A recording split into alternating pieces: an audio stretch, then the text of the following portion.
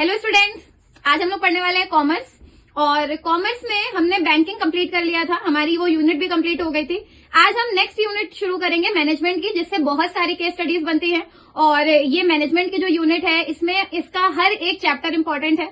तो हम पहले चैप्टर से शुरू करते हैं, जो कि है मैनेजमेंट के बारे में, उसकी मीनिंग, उसके फंक्शंस, नेचर, ऑब्जेक्टिव्स, ये सारी चीजें हम फर्स्ट चैप्टर में पढ़ने वाले हैं।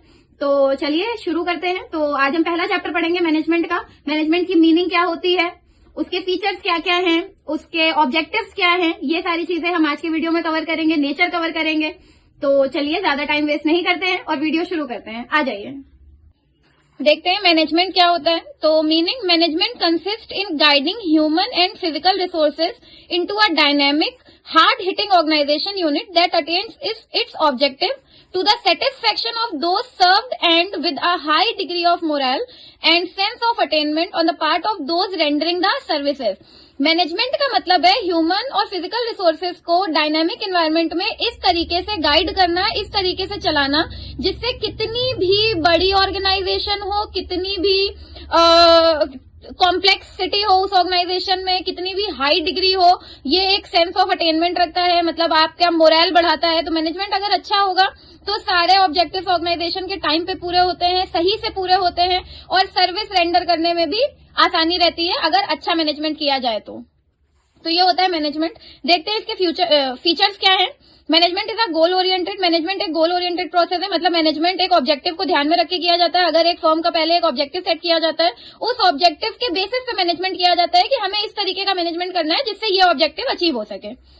Second is management is universal. Management हमें हर जगह देखने को मिलता है, even in are daily life, daily routine हम मैनेजमेंट करते हैं। हम टाइम टेबल लगाते हैं जब हम स्कूल जाते हैं, वो भी एक टाइप का मैनेजमेंट ही है, जिससे हम सारे सब्जेक्ट्स टाइम पे पढ़ पाते हैं। तो management is universal, her activity में आता है।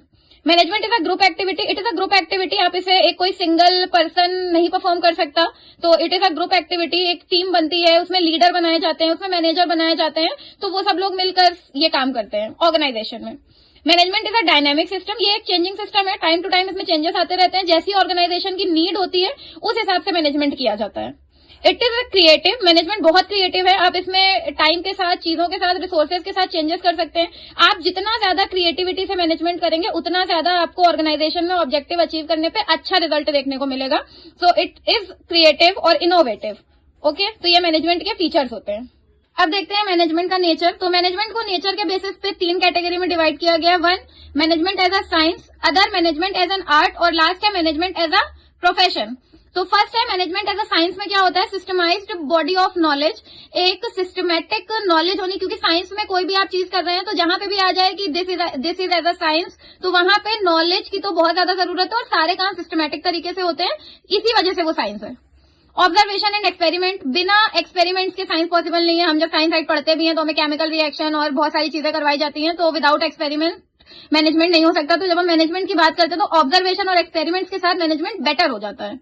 कॉज एंड इफेक्ट रिलेशनशिप, जब हम कोई चीज करेंगे तभी उसका इफेक्ट देखने को मिलता है। तो कॉज एंड इफेक्ट है कि आप अगर अच्छा करेंगे तो मैनेजमेंट अच्छा आएगा, और आप अगर खराब करेंगे तो मैनेजमेंट खराब हो जाएगा। Universal validity of principles, as a science जितने भी मैनेजमेंट के प्रिंसिपल्स हैं, जैसे जो टेलर के प्रिंसिपल्स हैं, भी आगे आप लोग चैप्टर में पढ़ेंगे, तो उनकी एक यूनिवर्सल वैलिडिटी है कि मतलब यूनिवर्सल का मतलब है कि वो ऐसा नहीं है कि वो तुमने आज अप्लाई किया तो कल काम नहीं करेंगे। एज अ साइंस जो प्रिंसिपल्स हैं वो हर टाइम पे, बट एक सिस्टमेटिक मैनर में अगर अप्लाई करे जाए तो मैनेजमेंट अच्छा होता है। तो ये तो हो गया मैनेजमेंट एज अ साइंस। अब आते हैं मैनेजमेंट एज एन आर्ट पे। पहला है practical knowledge. Art practical knowledge आपको प्रोवाइड करता है, तो आप जब मैनेजमेंट करते हैं तो आपको चीजें समझ में आती है प्रैक्टिकली कि आपको किस अप्रोच से करनी है, कैसे करनी है। Second is personal skills. It all depends on personal skills कि आप कितने ज्यादा क्रिएटिव हैं, आप कितने ज्यादा इनोवेटिव हैं। सेकंड वाला नेक्स्ट पॉइंट भी सेम ही है, क्रिएटिविटी, तो मैं दोनों ही आपको समझा दे रही हूँ।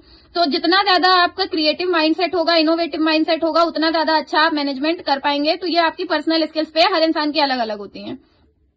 Perfection through practice, practice makes a man perfect. तो जैसे जैसे आप प्रैक्टिस करते जाते हैं मैनेजमेंट और बेटर होता जाता है, तो ऐसे ही परफेक्शन आता है लोगों के काम में। जैसे हमारे बहुत सारे लोग होते हैं जो इसकी कोई डिग्री नहीं लेते हैं, बट स्टिल वो बहुत अच्छा मैनेजमेंट करते हैं, तो वो परफेक्शन इसलिए आया है क्योंकि उन्होंने टाइम के साथ प्रैक्टिस करी है। मैनेजमेंट एज अ प्रोफेशन अगर हम लोग देखें तो स्पेशलाइज नॉलेज, मतलब एक मैनेजर के पास फुल नॉलेज होती है कि उसे कैसे मैनेजमेंट करना है, ऑर्गेनाइजेशन कैसे चलानी है। तो जब आप एज अ प्रोफेशन उसे देखते हैं तो उसके लिए आपको एक स्पेशल नॉलेज दी जाती है। आपकी प्रॉपर एजुकेशन और ट्रेनिंग होती है, आपकी वही MBA की डिग्री, मैनेजमेंट की डिग्री है, तो आपको प्रॉपर एक एजुकेशन दी जाती है, ट्रेंड किया जाता है उसी एक चीज के लिए। सर्विस मोटिव, क्योंकि ये प्रोफेशन है और प्रोफेशन का मोटिव हमेशा क्या होता है, सर्व करना।